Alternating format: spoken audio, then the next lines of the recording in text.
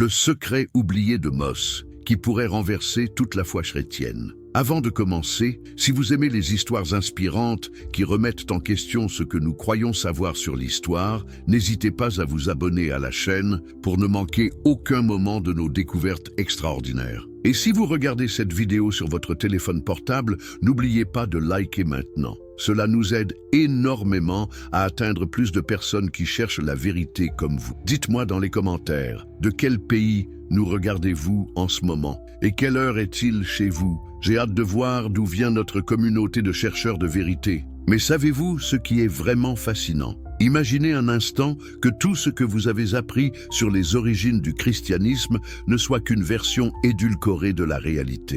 Imaginez que dans les archives poussiéreuses de bibliothèques oubliées, dans les fragments de manuscrits anciens, dans les témoignages d'historiens que l'on a choisi d'ignorer, se cache une vérité si bouleversante qu'elle pourrait changer à jamais votre compréhension de l'histoire religieuse. Qu'est-ce qui se passerait si je vous disais que Moïse, le grand libérateur du peuple hébreu, celui que nous connaissons comme le récepteur des 10 commandements, possédait des connaissances si avancées et si secrètes que les autorités religieuses ont préféré les enterrer plutôt que de risquer de voir leur pouvoir remis en question? Aujourd'hui, nous allons plonger dans les profondeurs de l'histoire pour découvrir des faits troublants, des connexions surprenantes et des révélations qui ont été soigneusement dissimulées pendant des siècles. Préparez-vous à un voyage qui va ébranler vos certitudes et vous faire voir l'histoire sous un angle totalement nouveau. Les origines égyptiennes cachées. Commençons par une question simple mais dérangeante. Pourquoi les récits bibliques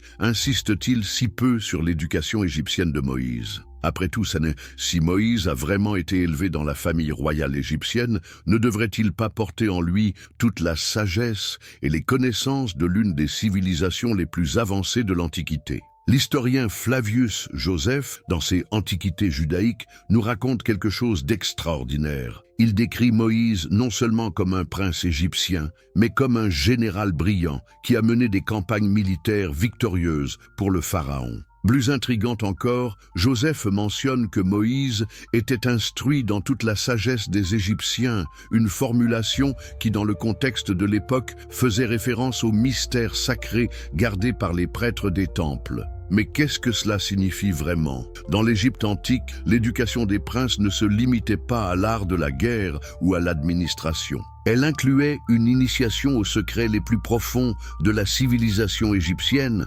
l'astronomie, les mathématiques avancées, la médecine et surtout ce que les Égyptiens appelaient Eka, la magie sacrée qui gouvernait l'univers. Regardez attentivement les miracles de Moïse décrits dans l'Exode. Son bâton qui se transforme en serpent devant Pharaon, n'est-ce pas exactement le type de prodige que les prêtres égyptiens étaient réputés accomplir? Les magiciens de Pharaon répliquent d'ailleurs immédiatement ce miracle, suggérant qu'il s'agissait d'une technique connue et maîtrisée dans les temples égyptiens. Et que dire des plaies d'Égypte? Chacune d'entre elles correspond étrangement au rituel de malédiction décrit dans les textes magiques égyptiens. Les eaux qui se changent en sang, les invasions d'insectes, les ténèbres qui recouvrent la terre, tout cela fait écho aux formules d'imprécation que les prêtres utilisaient contre les ennemis de l'Égypte. Moïse aurait-il retourné contre ses anciens maîtres les connaissances secrètes qu'ils lui avaient transmises? Mais l'aspect le plus troublant de cette éducation égyptienne concerne les lois que Moïse a données au peuple hébreu. Saviez-vous que de nombreux préceptes du Code mosaïque ont des parallèles frappants avec les textes juridiques égyptiens? Le fameux œil pour œil, dent pour dent existe déjà dans le Code d'Hammurabi, mais aussi dans les lois égyptiennes bien antérieures à Moïse. Plus fascinant encore, les rituels décrits dans le Lévitique pour le tabernacle montrent une connaissance extraordinairement précise de l'architecture sacrée égyptienne. Les proportions, les matériaux utilisés, la disposition des objets rituels, tout cela correspond aux canons architecturaux des temples égyptiens. Comment un simple berger du désert aurait-il pu concevoir de tels plans sans une formation approfondie dans les mystères de l'architecture sacrée? L'historien grec Manéthon, prêtre égyptien du IIIe siècle avant J.P.C., raconte une version troublante de l'histoire de Moïse. Selon lui, Moïse n'était pas seulement un prince égyptien, mais un prêtre d'Héliopolis, le centre principal des mystères solaires en Égypte. Manéthon affirme que Moïse fut initié aux secrets les plus profonds de la religion égyptienne avant de se rebeller contre l'ordre établi. Cette version, bien sûr, a été soigneusement écartée par les autorités religieuses judéo-chrétiennes. Mais pourquoi ? Qu'y avait-il de si dangereux dans l'idée que Moïse puisse avoir été un initié égyptien ? Peut-être parce que cela remettrait en question l'origine divine exclusive des révélations mosaïques. Penchons-nous maintenant sur un document extraordinaire, les papyrus magiques grecs découverts en Égypte et datant des premiers siècles de notre ère. Ces textes contiennent des formules magiques où le nom de Moïse apparaît régulièrement comme celui d'un grand magicien, au même niveau que les dieux égyptiens. Pour les praticiens de la magie égyptienne tardive, Moïse n'était pas seulement un prophète, mais un maître des arts occultes. Cette tradition se perpétue dans les écrits hermétiques, ces textes mystérieux attribués à Hermès Trismégiste, le 3 fois grand, qui était considéré comme le fondateur de toute la sagesse ésotérique. Dans ces textes, Moïse est présenté comme un disciple d'Hermès, ayant reçu de lui les secrets de l'alchimie, de l'astrologie et de la théurgie. Mais voici où les choses deviennent vraiment intéressantes. Les textes hermétiques décrivent Moïse comme ayant gravé ses connaissances secrètes sur des tables de pierre. Pas seulement les 10 commandements que nous connaissons, mais un ensemble beaucoup plus vaste de lois cosmiques et de formules magiques. Selon cette tradition, les vraies tables de la loi contenaient bien plus que des préceptes moraux. Elles renfermaient les secrets de la création de l'univers. Cette idée n'est pas aussi farfelue qu'elle peut paraître. Les kabbalistes juifs ont toujours soutenu que la Torah contenait des niveaux de signification cachés, des codes secrets qui révélaient les mystères de la création. La tradition de la Kabbale affirme que Moïse a reçu non seulement la Torah écrite, mais aussi une Torah orale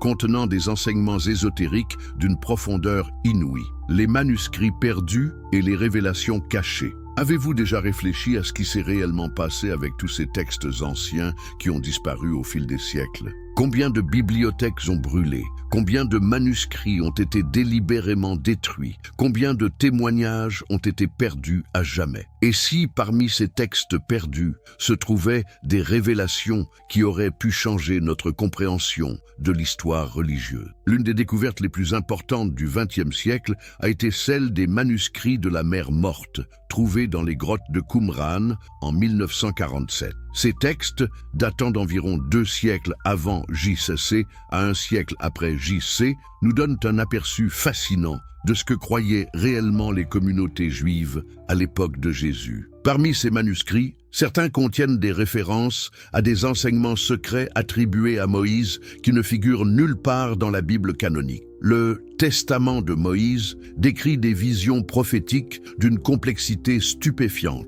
incluant des détails sur la structure de l'univers et les cycles cosmiques qui rappellent étrangement les textes astrologiques babyloniens et égyptiens. Plus troublant encore, le livre d'Hénoch, bien que non canonique, était manifestement considéré comme une autorité scripturaire par la communauté de Qumran. Ce texte extraordinaire décrit des révélations données à Hénoch, l'arrière-grand-père de Noé, qui incluent des connaissances astronomiques d'une précision remarquable. Mais le plus intriguant, c'est que certains passages suggèrent que ces connaissances ont été transmises à Moïse par une lignée secrète de sages. Imaginez un instant ce que contenait la grande bibliothèque d'Alexandrie avant sa destruction. Cette institution légendaire, fondée par les Ptolémées, contenait des centaines de milliers de manuscrits collectés dans tout le monde antique. Les savants alexandrins avaient accès à des textes égyptiens, babyloniens, perses, indiens et bien sûr hébreux qui remontaient à des millénaires. Philon d'Alexandrie, ce philosophe juif du 1er siècle, avait accès à cette immense collection. Dans ses œuvres, il fait référence à des traditions secrètes concernant Moïse qui ne figurent dans aucun texte biblique connu. Philon décrit Moïse comme un hiérophante, un terme grec désignant celui qui révèle les mystères sacrés, et affirme qu'il possédait des connaissances sur la nature divine qui dépassaient largement ce qui est rapporté dans la Torah. Mais que s'est-il passé avec tous ces textes? La destruction de la bibliothèque d'Alexandrie, qu'elle soit due aux incendies accidentels, aux conflits religieux ou aux invasions, a représenté une perte incommensurable pour l'humanité. Combien de versions alternatives de l'histoire de Moïse ont disparu dans ces flammes? Cette question devient encore plus troublante quand on examine les textes gnostiques découverts à Nag Hammadi en 1945. Ces manuscrits, datant du IVe siècle après J.C., contiennent des évangiles et des textes mystiques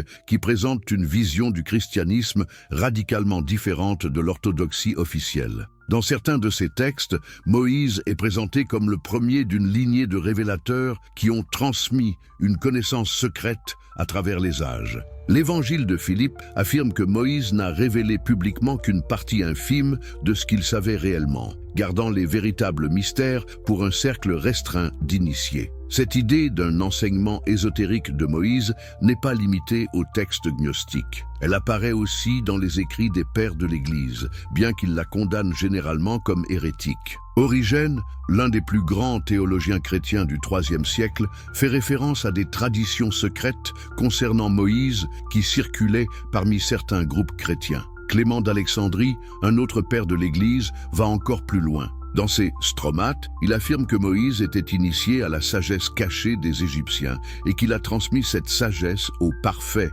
parmi les Hébreux. Clément suggère même que cette tradition secrète a été préservée par une succession de maîtres spirituels jusqu'à son époque. Mais voici où les choses deviennent vraiment intrigantes. Ces mêmes pères de l'Église qui reconnaissent l'existence de traditions secrètes concernant Moïse participent simultanément à leur suppression. Pourquoi ? Qu'y avait-il de si dangereux dans ces enseignements? La réponse pourrait se trouver dans les écrits de l'historien ecclésiastique Eusèbe de Césarée. Dans sa préparation évangélique, Eusèbe cite de nombreux auteurs antiques qui attribuent à Moïse des connaissances en mathématiques, astronomie et philosophie naturelle qui dépassaient largement ce qui était généralement accepté. Selon ces sources, Moïse aurait été l'inventeur de l'alphabet, le découvreur des principes de la géométrie sacrée et même le fondateur de traditions philosophiques que les Grecs auraient plus tard adoptées. Cette image d'un Moïse savant universel pose un problème théologique majeur. Si Moïse possédait réellement toutes ces connaissances, pourquoi ne les a-t-il pas intégrées dans la Torah? La seule explication logique serait qu'il a volontairement caché certains enseignements, créant ainsi une tradition ésotérique parallèle à la religion officielle. Cette hypothèse trouve un écho troublant dans les textes du pseudo-Denis l'Aréopagite, ces écrits mystiques du vieux siècle qui ont profondément influencé la théologie chrétienne. L'auteur anonyme de ces textes décrit une hiérarchie cachée d'initiés qui remonte à Moïse et qui transmet des connaissances spirituelles d'un niveau supérieur à celui des fidèles ordinaires. La conspiration du silence. Posons-nous une question dérangeante. Qu'est-ce qui se passe quand une institution religieuse découvre des documents qui remettent en question ses fondements doctrinaux? Les détruit-elle? Les cache-t-elle? Ou trouve-t-elle un moyen de les réinterpréter pour qu'ils soutiennent ses propres positions? L'histoire du christianisme est jalonnée de conciles œcuméniques qui ont eu pour tâche de définir ce qui était orthodoxe et ce qui était hérétique. Le plus célèbre d'entre eux, le concile de Nicée en 325 après J.C., n'a été convoqué par l'empereur Constantin pour résoudre la crise arienne. Mais ce que beaucoup ignorent, c'est que ce concile a également joué un rôle crucial dans la définition du canon biblique. Imaginez la scène. Des centaines d'évêques, venus de tout l'Empire romain, se réunissent pour décider quels textes font autorité en matière de foi chrétienne. Ils ont devant eux des dizaines d'évangiles, d'épîtres, d'apocalypses, de vies d'apôtres. Comment choisir? Sur quels critères? Et surtout, qu'advient-il des textes rejetés? Les actes du concile de Nicée qui nous sont parvenus sont remarquablement silencieux sur les critères précis utilisés pour accepter ou rejeter tel ou tel texte. Nous savons que certains évangiles, comme celui de Thomas ou celui de Philippe, étaient largement utilisés dans certaines communautés chrétiennes. Pourtant, ils ont été écartés.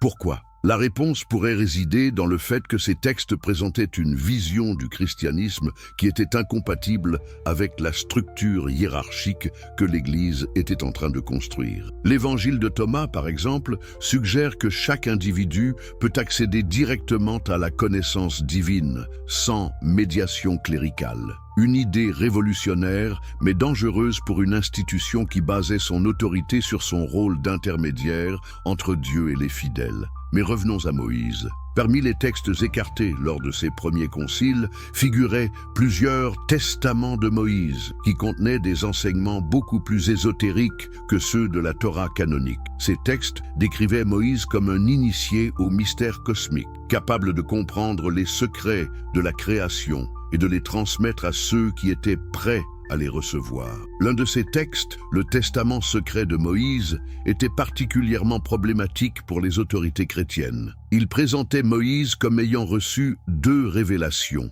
une publique, destinée au peuple en général, et une secrète, réservée à une élite spirituelle. Cette vision à deux niveaux de la révélation remettait en question l'idée que la Bible contenait toute la vérité nécessaire au salut. Mais ce n'est pas tout. Ce même texte affirmait que Moïse avait prédit la venue de plusieurs autres révélateurs après lui, chacun adaptant le message divin aux besoins de son époque. Cette idée de révélation progressive était totalement incompatible avec la doctrine chrétienne, qui faisait du Christ la révélation finale et définitive. Face à de tels défis doctrinaux, que pouvaient faire les autorités ecclésiastiques? Elles ont choisi la solution la plus radicale, la destruction pure et simple des textes gênants. L'édit de Théodose en 391, après Gypsée, ordonnait la fermeture des temples païens et la destruction de leurs bibliothèques. Combien de manuscrits anciens concernant Moïse ont disparu dans cette purge? Cette politique de destruction systématique s'est poursuivie pendant des siècles. L'Inquisition médiévale ne se contentait pas de poursuivre les hérétiques, elle s'attachait aussi à détruire leurs livres. Les bûchers de l'Inquisition ont consumé non seulement des hommes et des femmes, mais aussi des milliers de manuscrits qui contenaient peut-être des traditions alternatives sur les origines du christianisme. Un exemple particulièrement troublant est celui des Cathares, cette secte dualiste qui florissait dans le sud de la France au XIIe siècle. Les Cathares prétendaient détenir une tradition secrète qui remontait aux apôtres et qui incluait des enseignements ésotériques attribués à Moïse. Quand l'Inquisition les a exterminés, elle a pris soin de détruire aussi leur littérature religieuse. Nous ne connaissons les croyances cathares que par les témoignages de leurs persécuteurs. Cette obsession de la destruction des textes dangereux révèle une peur profonde de la part des autorités religieuses. De quoi avaient-elles si peur? Peut-être du fait que ces textes révélaient des vérités qui auraient pu ébranler leur pouvoir. Prenons l'exemple des Templiers, cet ordre militaire et religieux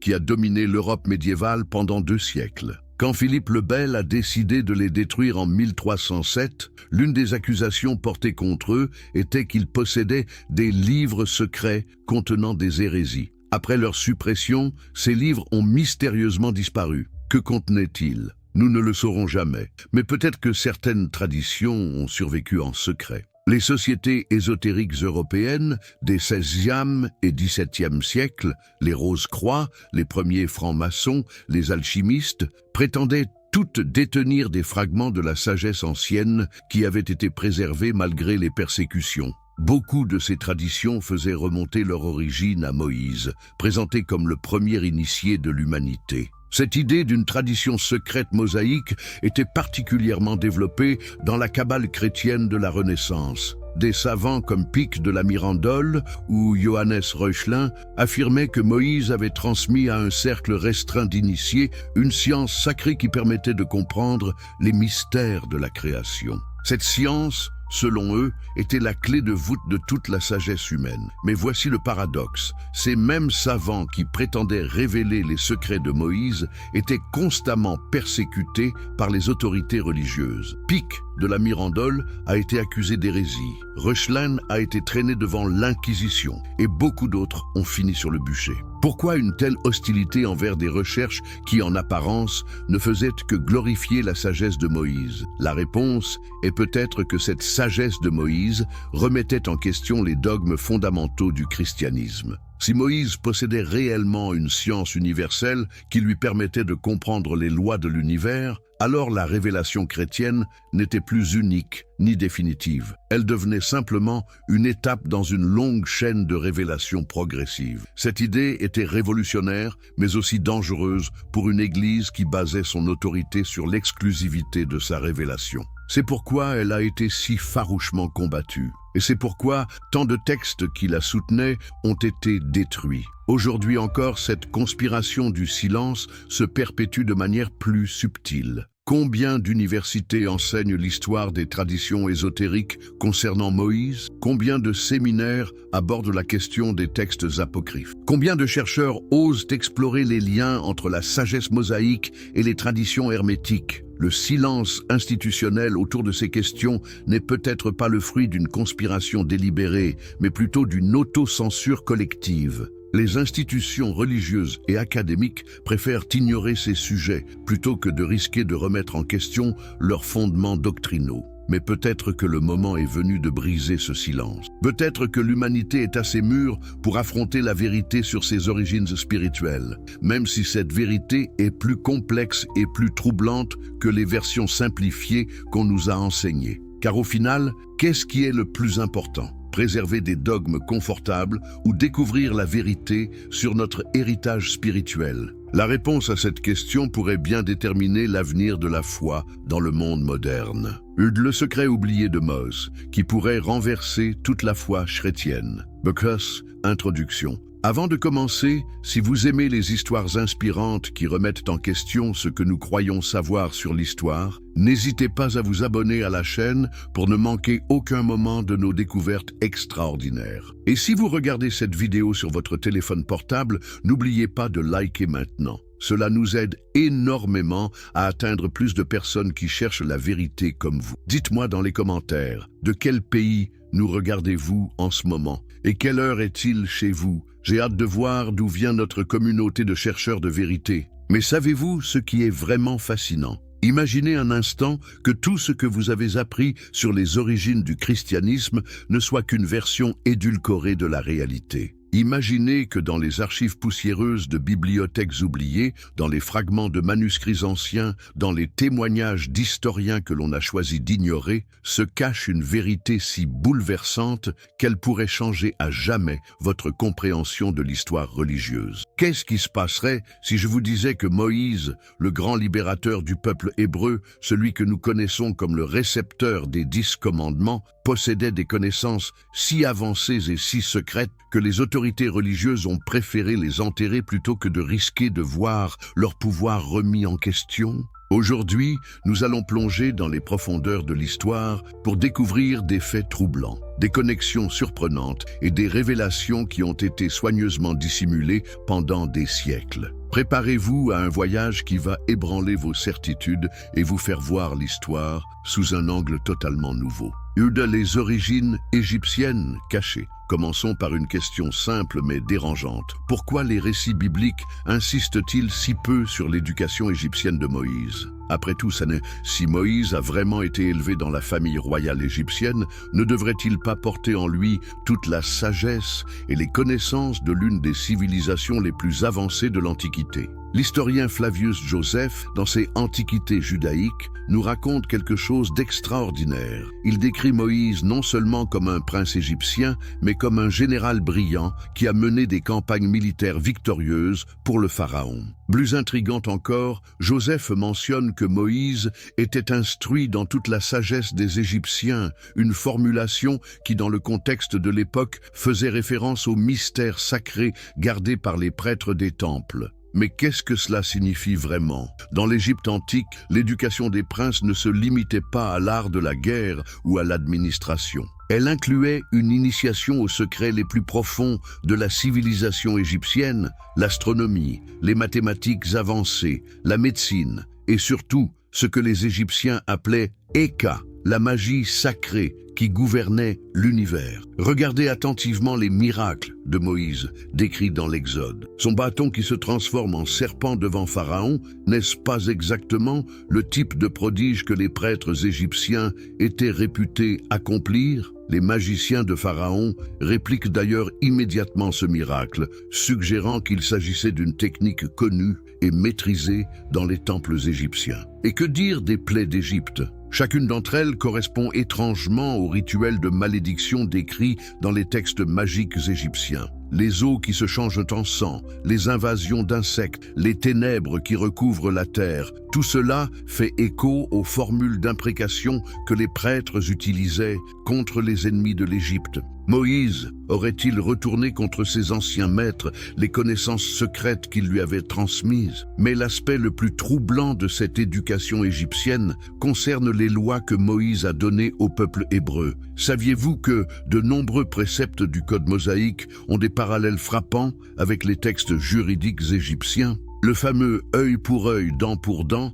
existe déjà dans le Code d'Hammurabi, mais aussi dans les lois égyptiennes bien antérieures à Moïse. Plus fascinant encore, les rituels décrits dans le Lévitique pour le tabernacle montrent une connaissance extraordinairement précise de l'architecture sacrée égyptienne. Les proportions, les matériaux utilisés, la disposition des objets rituels, tout cela correspond aux canons architecturaux des temples égyptiens. Comment un simple berger du désert aurait-il pu concevoir de tels plans sans une formation approfondie dans les mystères de l'architecture sacrée? L'historien grec Manéthon, prêtre égyptien du IIIe siècle avant J.P.C., raconte une version troublante de l'histoire de Moïse. Selon lui, Moïse n'était pas seulement un prince égyptien, mais un prêtre d'Héliopolie, le centre principal des mystères solaires en Égypte. Manéthon affirme que Moïse fut initié aux secrets les plus profonds de la religion égyptienne avant de se rebeller contre l'ordre établi. Cette version, bien sûr,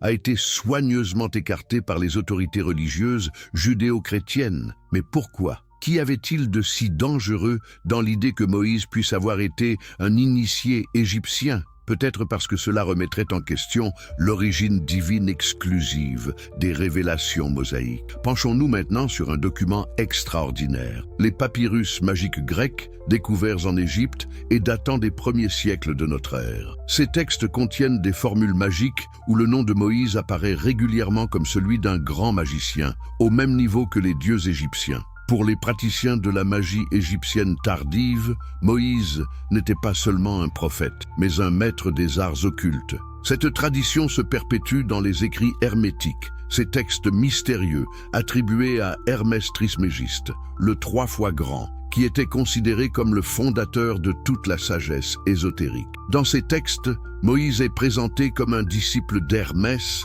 ayant reçu de lui les secrets de l'alchimie, de l'astrologie et de la théurgie. Mais voici où les choses deviennent vraiment intéressantes. Les textes hermétiques décrivent Moïse comme ayant gravé ses connaissances secrètes sur des tables de pierre. Pas seulement les 10 commandements que nous connaissons, mais un ensemble beaucoup plus vaste de lois cosmiques et de formules magiques. Selon cette tradition, les vraies tables de la loi contenaient bien plus que des préceptes moraux. Elles renfermaient les secrets de la création de l'univers. Cette idée n'est pas aussi farfelue qu'elle peut paraître. Les kabbalistes juifs ont toujours soutenu que la Torah contenait des niveaux de signification cachés, des codes secrets qui révélaient les mystères de la création. La tradition de la Kabbale affirme que Moïse a reçu non seulement la Torah écrite, mais aussi une Torah orale contenant des enseignements ésotériques d'une profondeur inouïe. Les manuscrits perdus et les révélations cachées. Avez-vous déjà réfléchi à ce qui s'est réellement passé avec tous ces textes anciens qui ont disparu au fil des siècles? Combien de bibliothèques ont brûlé? Combien de manuscrits ont été délibérément détruits? Combien de témoignages ont été perdus à jamais? Et si, parmi ces textes perdus, se trouvaient des révélations qui auraient pu changer notre compréhension de l'histoire religieuse? L'une des découvertes les plus importantes du XXe siècle a été celle des manuscrits de la mer Morte, trouvés dans les grottes de Qumran en 1947. Ces textes, datant d'environ 2 siècles avant J.C. à 1 siècle après J.C., nous donnent un aperçu fascinant de ce que croyaient réellement les communautés juives à l'époque de Jésus. Parmi ces manuscrits, certains contiennent des références à des enseignements secrets attribués à Moïse qui ne figurent nulle part dans la Bible canonique. Le Testament de Moïse décrit des visions prophétiques d'une complexité stupéfiante, incluant des détails sur la structure de l'univers et les cycles cosmiques qui rappellent étrangement les textes astrologiques babyloniens et égyptiens. Plus troublant encore, le livre d'Hénoch, bien que non canonique, était manifestement considéré comme une autorité scripturaire par la communauté de Qumran. Ce texte extraordinaire décrit des révélations données à Hénoch, l'arrière-grand-père de Noé, qui incluent des connaissances astronomiques d'une précision remarquable. Mais le plus intrigant, c'est que certains passages suggèrent que ces connaissances ont été transmises à Moïse par une lignée secrète de sages. Imaginez un instant ce que contenait la grande bibliothèque d'Alexandrie avant sa destruction. Cette institution légendaire, fondée par les Ptolémées, contenait des centaines de milliers de manuscrits collectés dans tout le monde antique. Les savants alexandrins avaient accès à des textes égyptiens, babyloniens, perses, indiens et bien sûr hébreux qui remontaient à des millénaires. Philon d'Alexandrie, ce philosophe juif du 1er siècle, avait accès à cette immense collection. Dans ses œuvres, il fait référence à des traditions secrètes concernant Moïse, qui ne figurent dans aucun texte biblique connu. Philon décrit Moïse comme un hiérophante, un terme grec désignant celui qui révèle les mystères sacrés, et affirme qu'il possédait des connaissances sur la nature divine qui dépassaient largement ce qui est rapporté dans la Torah. Mais que s'est-il passé avec tous ces textes ? La destruction de la bibliothèque d'Alexandrie, qu'elle soit due aux incendies accidentels, aux conflits religieux ou aux invasions, a représenté une perte incommensurable pour l'humanité. Combien de versions alternatives de l'histoire de Moïse ont disparu dans ces flammes? Cette question devient encore plus troublante quand on examine les textes gnostiques découverts à Nag Hammadi en 1945. Ces manuscrits, datant du IVe siècle après J.C., contiennent des évangiles et des textes mystiques qui présentent une vision du christianisme radicalement différente de l'orthodoxie officielle. Dans certains de ces textes, Moïse est présenté comme le premier d'une lignée de révélateurs qui ont transmis une connaissance secrète à travers les âges. L'Évangile de Philippe affirme que Moïse n'a révélé publiquement qu'une partie infime de ce qu'il savait réellement, gardant les véritables mystères pour un cercle restreint d'initiés. Cette idée d'un enseignement ésotérique de Moïse n'est pas limitée aux textes gnostiques. Elle apparaît aussi dans les écrits des pères de l'Église, bien qu'ils la condamnent généralement comme hérétique. Origène, l'un des plus grands théologiens chrétiens du IIIe siècle, fait référence à des traditions secrètes concernant Moïse qui circulaient parmi certains groupes chrétiens. Clément d'Alexandrie, un autre père de l'Église, va encore plus loin. Dans ses Stromates, il affirme que Moïse était initié à la sagesse cachée des Égyptiens et qu'il a transmis cette sagesse aux parfaits parmi les Hébreux. Clément suggère même que cette tradition secrète a été préservée par une succession de maîtres spirituels jusqu'à son époque. Mais voici où les choses deviennent vraiment intrigantes. Ces mêmes pères de l'Église qui reconnaissent l'existence de traditions secrètes concernant Moïse participent simultanément à leur suppression. Pourquoi ? Qu'y avait-il de si dangereux dans ces enseignements ? La réponse pourrait se trouver dans les écrits de l'historien ecclésiastique Eusèbe de Césarée. Dans sa préparation évangélique, Eusèbe cite de nombreux auteurs antiques qui attribuent à Moïse des connaissances en mathématiques, astronomie et philosophie naturelle qui dépassaient largement ce qui était généralement accepté. Selon ces sources, Moïse aurait été l'inventeur de l'alphabet, le découvreur des principes de la géométrie sacrée et même le fondateur de traditions philosophiques que les Grecs auraient plus tard adoptées. Cette image d'un Moïse savant universel pose un problème théologique majeur. Si Moïse possédait réellement toutes ces connaissances, pourquoi ne les a-t-il pas intégrées dans la Torah ? La seule explication logique serait qu'il a volontairement caché certains enseignements, créant ainsi une tradition ésotérique parallèle à la religion officielle. Cette hypothèse trouve un écho troublant dans les textes du pseudo-Denis l'Aréopagite, ces écrits mystiques du vieux siècle qui ont profondément influencé la théologie chrétienne. L'auteur anonyme de ces textes décrit une hiérarchie cachée d'initiés qui remonte à Moïse et qui transmet des connaissances spirituelles d'un niveau supérieur à celui des fidèles ordinaires. La conspiration du silence. Posons-nous une question dérangeante. Qu'est-ce qui se passe quand une institution religieuse découvre des documents qui remettent en question ses fondements doctrinaux? Les détruit-elle? Les cache-t-elle? Ou trouve-t-elle un moyen de les réinterpréter pour qu'ils soutiennent ses propres positions? L'histoire du christianisme est jalonnée de conciles œcuméniques qui ont eu pour tâche de définir ce qui était orthodoxe et ce qui était hérétique. Le plus célèbre d'entre eux, le concile de Nicée en 325 après J.C., n'a été convoqué par l'empereur Constantin pour résoudre la crise arienne. Mais ce que beaucoup ignorent, c'est que ce concile a également joué un rôle crucial dans la définition du canon biblique. Imaginez la scène. Des centaines d'évêques venus de tout l'Empire romain se réunissent pour décider quels textes font autorité en matière de foi chrétienne. Ils ont devant eux des dizaines d'évangiles, d'épîtres, d'apocalypses, de vies d'apôtres. Comment choisir? Sur quels critères? Et surtout, qu'advient-il des textes rejetés? Les actes du concile de Nicée qui nous sont parvenus sont remarquablement silencieux sur les critères précis utilisés pour accepter ou rejeter tel ou tel texte. Nous savons que certains évangiles, comme celui de Thomas ou celui de Philippe, étaient largement utilisés dans certaines communautés chrétiennes. Pourtant, ils ont été écartés. Pourquoi? La réponse pourrait résider dans le fait que ces textes présentaient une vision du christianisme qui était incompatible avec la structure hiérarchique que l'Église était en train de construire. L'évangile de Thomas, par exemple, suggère que chaque individu peut accéder directement à la connaissance divine, sans médiation cléricale. Une idée révolutionnaire, mais dangereuse pour une institution qui basait son autorité sur son rôle d'intermédiaire entre Dieu et les fidèles. Mais revenons à Moïse. Parmi les textes écartés lors de ces premiers conciles figuraient plusieurs testaments de Moïse qui contenaient des enseignements beaucoup plus ésotériques que ceux de la Torah canonique. Ces textes décrivaient Moïse comme un initié au mystère cosmique, capable de comprendre les secrets de la création et de les transmettre à ceux qui étaient prêts à les recevoir. L'un de ces textes, le Testament secret de Moïse, était particulièrement problématique pour les autorités chrétiennes. Il présentait Moïse comme ayant reçu deux révélations, une publique, destinée au peuple en général, et une secrète, réservée à une élite spirituelle. Cette vision à deux niveaux de la révélation remettait en question l'idée que la Bible contenait toute la vérité nécessaire au salut. Mais ce n'est pas tout. Ce même texte affirmait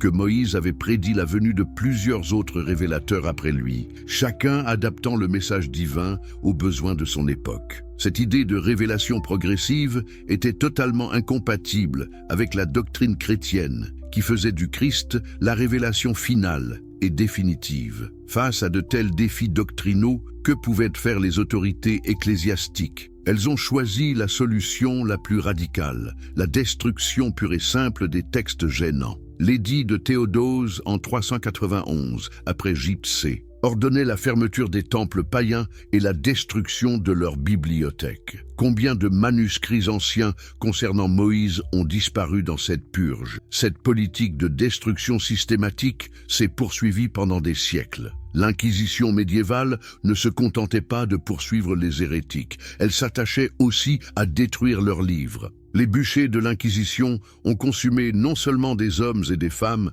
mais aussi des milliers de manuscrits qui contenaient peut-être des traditions alternatives sur les origines du christianisme. Un exemple particulièrement troublant est celui des Cathares, cette secte dualiste qui florissait dans le sud de la France au XIIe siècle. Les Cathares prétendaient détenir une tradition secrète qui remontait aux apôtres et qui incluait des enseignements ésotériques attribués à Moïse. Quand l'Inquisition les a exterminés, elle a pris soin de détruire aussi leur littérature religieuse. Nous ne connaissons les croyances cathares que par les témoignages de leurs persécuteurs. Cette obsession de la destruction des textes dangereux révèle une peur profonde de la part des autorités religieuses. De quoi avait-elle si peur? Peut-être du fait que ces textes révélaient des vérités qui auraient pu ébranler leur pouvoir. Prenons l'exemple des Templiers, cet ordre militaire et religieux qui a dominé l'Europe médiévale pendant 2 siècles. Quand Philippe le Bel a décidé de les détruire en 1307,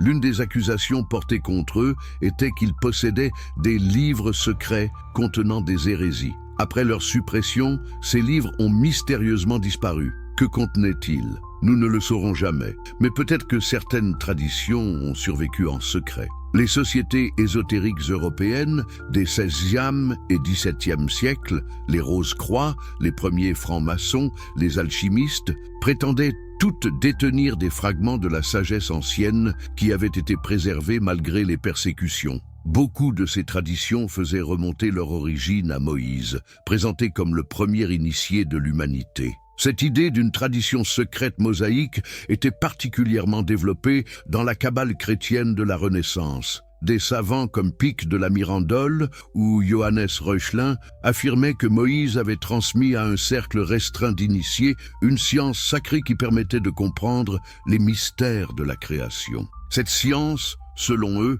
était la clé de voûte de toute la sagesse humaine. Mais voici le paradoxe. Ces mêmes savants qui prétendaient révéler les secrets de Moïse étaient constamment persécutés par les autorités religieuses. Pike de la Mirandole a été accusé d'hérésie. Reuchlin a été traîné devant l'Inquisition et beaucoup d'autres ont fini sur le bûcher. Pourquoi une telle hostilité envers des recherches qui, en apparence, ne faisaient que glorifier la sagesse de Moïse? La réponse est peut-être que cette sagesse de Moïse remettait en question les dogmes fondamentaux du christianisme. Si Moïse possédait réellement une science universelle qui lui permettait de comprendre les lois de l'univers, alors la révélation chrétienne n'était plus unique ni définitive. Elle devenait simplement une étape dans une longue chaîne de révélations progressives. Cette idée était révolutionnaire, mais aussi dangereuse pour une Église qui basait son autorité sur l'exclusivité de sa révélation. C'est pourquoi elle a été si farouchement combattue.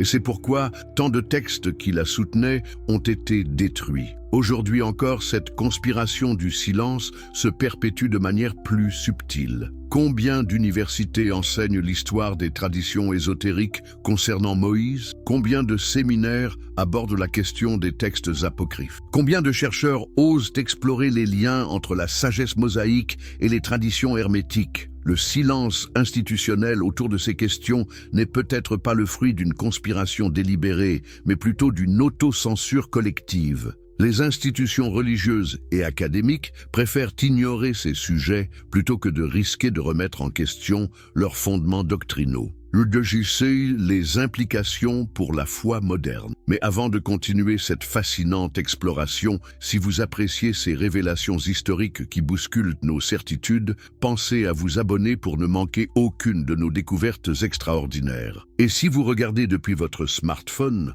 un petit like maintenant nous aiderait énormément à toucher plus de personnes en quête de vérité comme vous. Dites-moi en commentaire, d'où nous suivez-vous en ce moment? Et quelle heure est-il dans votre pays? J'ai hâte de découvrir jusqu'où s'étend notre communauté de chercheurs. Alors, que se passe-t-il quand la science moderne rencontre les traditions anciennes? Que se passe-t-il quand l'archéologie révèle des faits qui contredisent des croyances millénaires? Et surtout, comment réagissons-nous quand nos certitudes les plus profondes sont remises en question par la découverte de preuves historiques tangibles? L'archéologie moderne a révolutionné notre compréhension de l'Antiquité. Les fouilles menées en Israël-Palestine depuis le 19e siècle ont mis au jour des milliers d'artefacts, de tablettes cunéiformes, d'inscriptions, de vestiges architecturaux qui nous donnent une image beaucoup plus précise de ce qui s'est réellement passé dans cette région cruciale de l'histoire humaine. Mais voici le problème.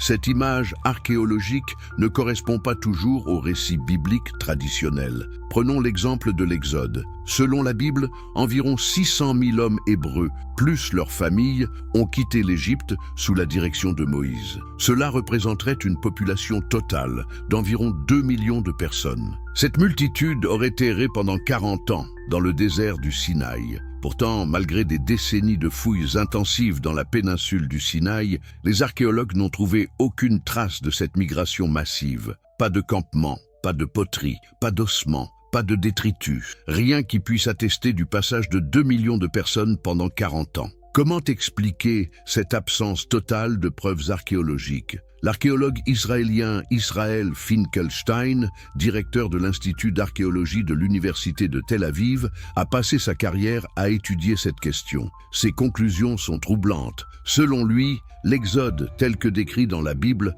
n'a tout simplement pas eu lieu, du moins pas à l'échelle décrite. Si quelque chose s'est produit, c'était beaucoup plus modeste, impliquant peut-être quelques centaines de personnes, tout au plus. Cette conclusion remet-elle en question l'existence historique de Moïse? Pas nécessairement. Mais elle nous force à reconsidérer la nature de son rôle et l'ampleur de son influence. Peut-être que Moïse n'était pas le libérateur d'un peuple entier, mais plutôt le leader d'un petit groupe d'initiés qui ont préservé et transmis des traditions ésotériques d'une importance capitale. Cette hypothèse trouve un écho surprenant dans les recherches de l'égyptologue Yann Assmann. Dans son livre « Moïse l'Égyptien », Assmann suggère que l'histoire de Moïse telle que nous la connaissons est en réalité une construction mythologique qui cache une vérité historique beaucoup plus complexe. Selon lui, Moïse pourrait avoir été l'un des prêtres du pharaon Akhenaton, ce pharaon révolutionnaire qui a tenté d'imposer le monothéisme en Égypte vers 1350 avant J.P.C. Akhenaton, de son vrai nom Amenhotep IV, a provoqué une révolution religieuse sans précédent en Égypte. Il a abandonné le panthéon traditionnel égyptien pour adorer exclusivement Aton, le disque solaire. Cette révolution monothéiste a duré environ 17 ans avant d'être brutalement réprimée par les prêtres traditionnels après la mort d'Akhenaton. Mais qu'est-il advenu des prêtres d'Aton après la contre-révolution? Assmann suggère que certains d'entre eux ont fui l'Égypte, emportant avec eux leur conception monothéiste révolutionnaire. Ces fugitifs auraient trouvé refuge parmi les tribus nomades du désert, où ils auraient transmis leur vision religieuse. Moïse aurait pu être l'un de ces prêtres en exil. Cette théorie expliquerait pourquoi les récits bibliques insistent tant sur l'éducation égyptienne de Moïse, et pourquoi ces lois montrent tant de similitudes avec les traditions égyptiennes. Elle expliquerait aussi pourquoi le monothéisme hébraïque présente des caractéristiques si particulières, si différentes des religions des peuples environnants. Mais cette théorie a des implications troublantes. Si Moïse était effectivement un prêtre d'Aton, cela signifierait que le monothéisme judéo-chrétien ne serait pas une révélation divine originale, mais plutôt l'adaptation d'une révolution religieuse égyptienne avortée. Une telle conclusion remet en question l'unicité de la révélation biblique. Pourtant, cette hypothèse n'est pas sans fondement. Les hymnes à Aton découverts dans les tombes d'Amarna, la capitale d'Akhenaton, présentent des similitudes frappantes avec certains psaumes bibliques. Le psaume 104, en particulier, ressemble étonnamment au grand hymne à Aton, attribué à Akhenaton lui-même. Simple coïncidence ou transmission directe d'une tradition religieuse. Mais les découvertes archéologiques récentes vont encore plus loin. En 2019, une équipe d'archéologues dirigée par le professeur Erez Ben Yosef de l'Université de Tel Aviv a découvert dans le désert du Sinaï des preuves d'une activité minière intensive datant de l'époque présumée de Moïse. Ces mines de cuivre étaient exploitées par des travailleurs qui utilisaient des techniques égyptiennes, mais qui adoraient aussi des divinités différentes de celles du panthéon égyptien officiel. Ces découvertes suggèrent qu'il existait au XIIIe siècle avant J.C. des communautés d'Égyptiens dissidents dans le désert du Sinaï, des groupes qui avaient adopté des pratiques religieuses non conformistes. Ces communautés auraient-elles pu servir de refuge aux partisans du monothéisme d'Akhenaton? Aurait-elle pu constituer le terreau historique sur lequel s'est développée la tradition mosaïque? Cette possibilité nous amène à reconsidérer complètement le rôle de Moïse dans l'histoire. Au lieu d'être le récepteur passif d'une révélation divine, il pourrait avoir été un innovateur religieux actif, synthétisant les traditions égyptiennes, les croyances des tribus nomades et peut-être même des influences venues d'autres civilisations. Cette vision d'un Moïse syncrétiste trouve des échos dans les traditions ésotériques occidentales. L'alchimie médiévale, par exemple, vénérait Moïse comme l'un des grands maîtres de l'art royal. Les alchimistes prétendaient que Moïse avait transmis les secrets de la transformation de la matière à travers une lignée secrète d'initiés. Cette tradition se basait sur l'idée que le serpent d'airain fabriqué par Moïse dans le désert était en réalité un symbole alchimique. De même, les traditions astrologiques européennes considéraient Moïse comme l'un des fondateurs de l'astrologie. Le Sefer Yetzira, ou Livre de la Création,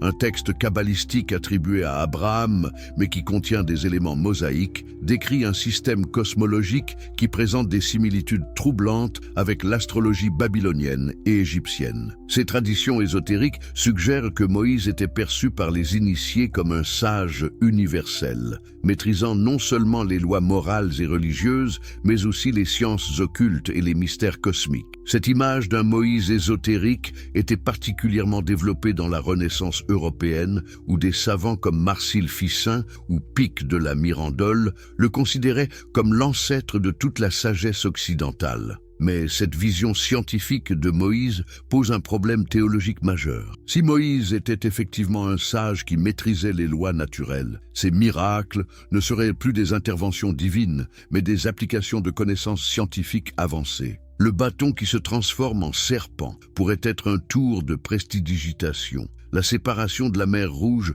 pourrait être basée sur la connaissance des marées et les plaies d'Égypte pourraient être des phénomènes naturels provoqués artificiellement. Cette interprétation naturaliste des miracles de Moïse a été développée par certains théologiens des Lumières, comme Baruch Spinoza. Dans son traité théologico-politique, Spinoza suggère que les miracles bibliques sont en réalité des phénomènes naturels que les rédacteurs de la Bible ont interprétés comme des interventions divines par ignorance des lois naturelles. Cette approche rationaliste a été reprise par l'exégèse biblique moderne, qui tend à démythologiser les récits bibliques. Mais paradoxalement, cette démythologisation ne diminue pas nécessairement l'importance de Moïse. Au contraire, elle pourrait révéler un personnage encore plus extraordinaire, un homme qui possédait des connaissances scientifiques si avancées qu'elles semblaient magiques à ses contemporains. Cette vision d'un Moïse scientifique trouve un écho surprenant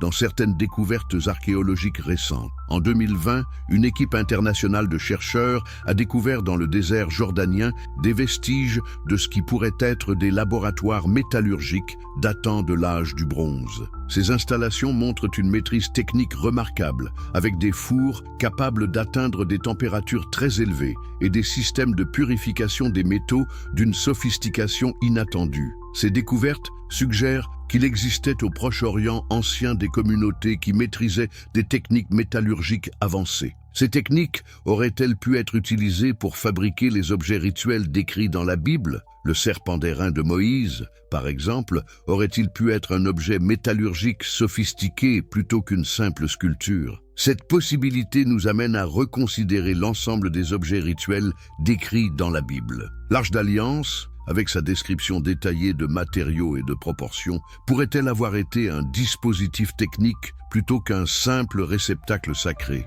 Certains chercheurs hétérodoxes ont suggéré que l'arche pourrait avoir été une sorte de condensateur électrique, capable de produire des phénomènes électriques impressionnants. Cette hypothèse peut sembler farfelue, mais elle s'appuie sur des détails troublants du texte biblique. La description de l'arche mentionne des matériaux conducteurs, l'or, et isolants, le bois, disposé selon un schéma qui rappelle celui d'un condensateur. De plus, les effets attribués à l'arche, la mort de ceux qui la touchent, sa capacité à parler, pourraient être des manifestations électriques. Si cette hypothèse était exacte, elle révélerait un Moïse qui maîtrisait non seulement les techniques métallurgiques, mais aussi les phénomènes électriques. Une telle maîtrise technique expliquerait pourquoi ses contemporains l'ont considéré comme un mage ou un envoyé des dieux. Mais cette vision technologique de Moïse soulève des questions troublantes sur les sources de ses connaissances. Comment un homme du XIIIe siècle avant JC aurait-il pu acquérir des connaissances scientifiques si avancées? Aurait-il bénéficié de l'aide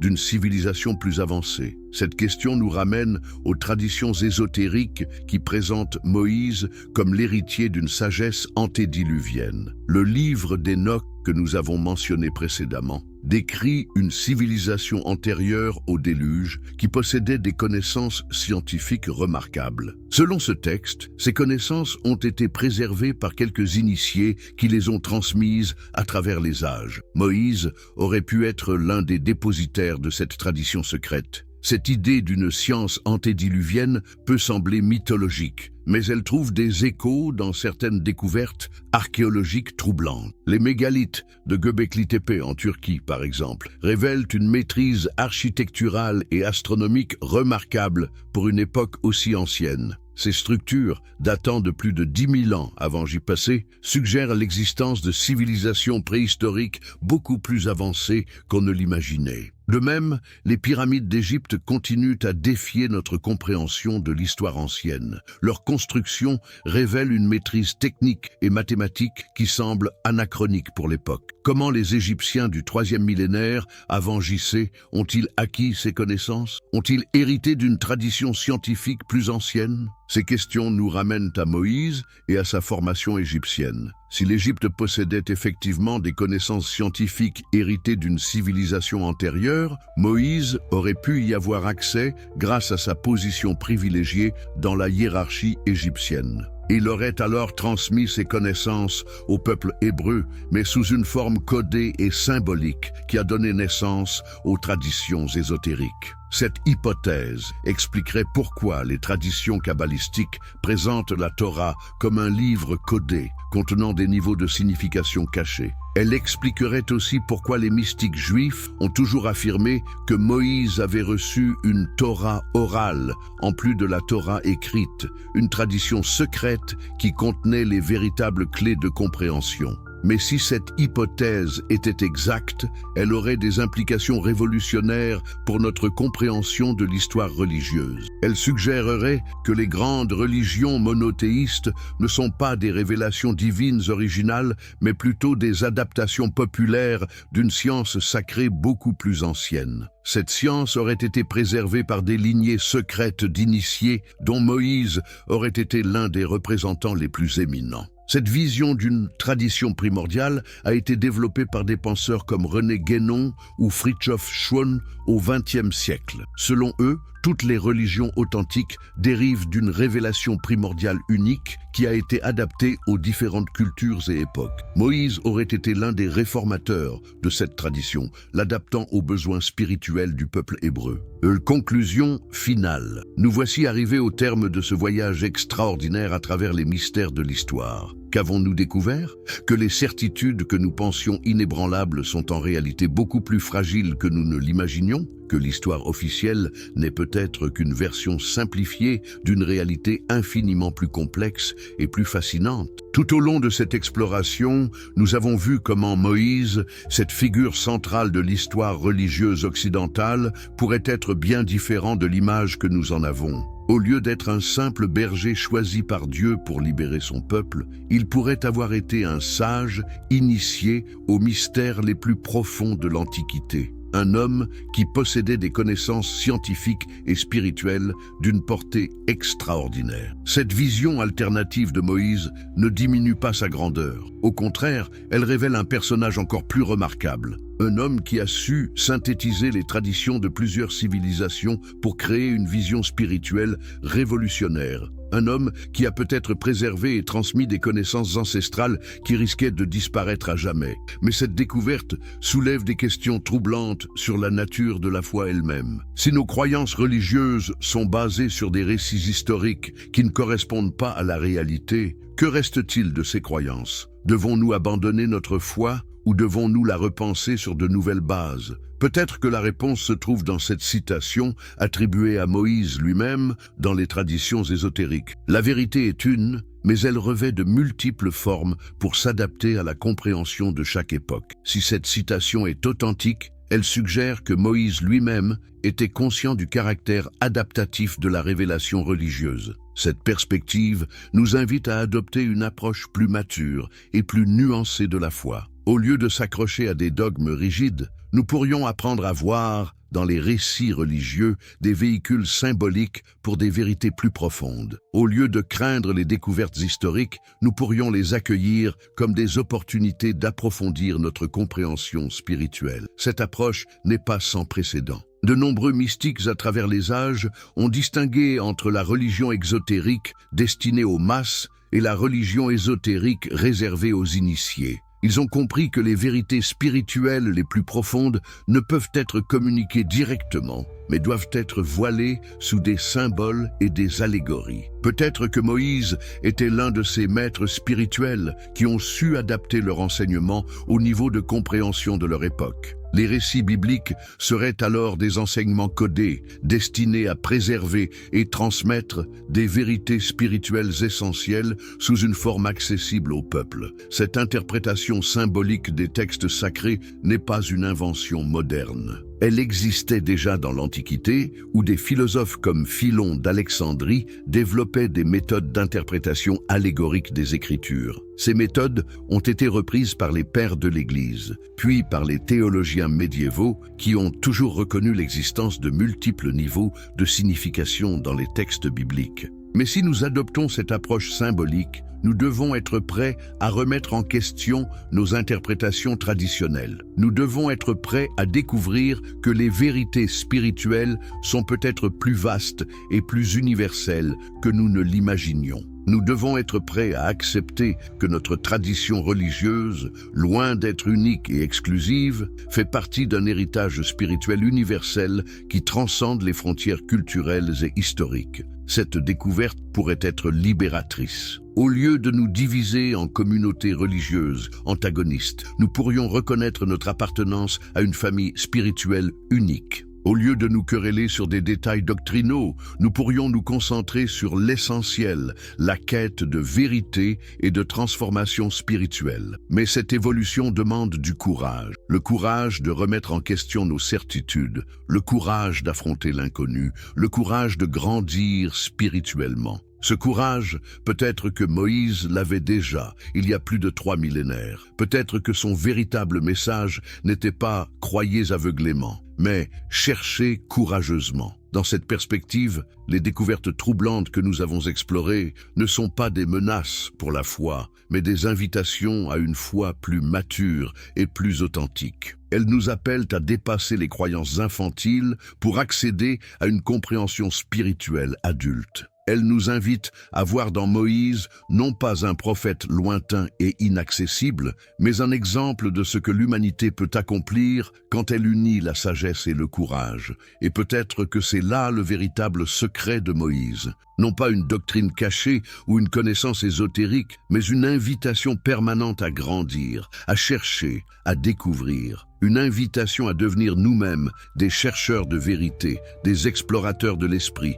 des bâtisseurs de ponts entre les traditions. Si tel est le cas, alors les révélations troublantes que nous avons partagées aujourd'hui ne sont pas des conclusions, mais des commencements. Elles ouvrent des portes sur des horizons inexplorés. Elles posent des questions qui appellent de nouvelles recherches. Elles inaugurent une quête qui pourrait transformer notre compréhension de nous-mêmes et de notre place dans l'univers. Cette quête, nous pouvons la poursuivre ensemble. Chaque commentaire que vous laisserez, chaque question que vous poserez, chaque réflexion que vous partagerez contribuera à faire avancer cette exploration collective. Car la vérité, comme le disait peut-être Moïse lui-même, n'est pas la propriété d'un seul homme ou d'une seule tradition. Elle émerge de la rencontre des intelligences, de la confrontation des perspectives, de l'humble reconnaissance de nos limites et de notre interdépendance. Alors, qu'allez-vous faire de ces révélations? Allez-vous les rejeter par peur de l'inconnu? Allez-vous les accepter passivement sans les questionner? Ou allez-vous les utiliser comme des tremplins pour votre propre exploration spirituelle? Le choix vous appartient, mais souvenez-vous, quelle que soit votre décision, vous participez à cette grande aventure de l'humanité en quête de vérité. Et dans cette aventure, nous sommes tous, d'une certaine manière, les héritiers de Moïse et de sa quête intemporelle de lumière et de sagesse. Merci d'avoir partagé ce voyage avec nous. Que vos propres recherches vous mènent vers des découvertes encore plus extraordinaires. Et n'oubliez pas, la vérité n'a pas peur des questions. Elle les accueille comme des occasions de briller plus intensément.